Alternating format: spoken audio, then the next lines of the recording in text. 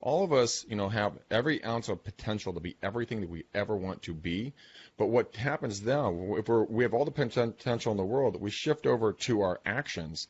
Our actions is that's the engine of our change.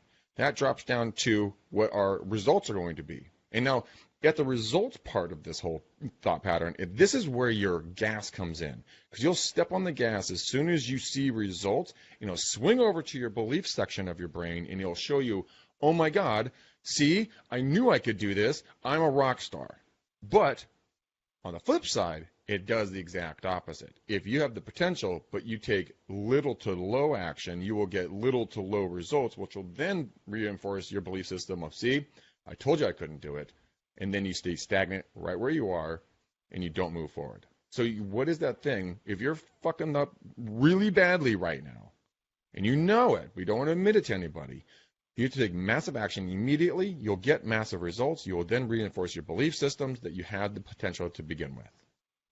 And it's so weird when that simple little 4-box theory can change any part of your life, but we don't want to be honest with ourselves to take the first step in taking action.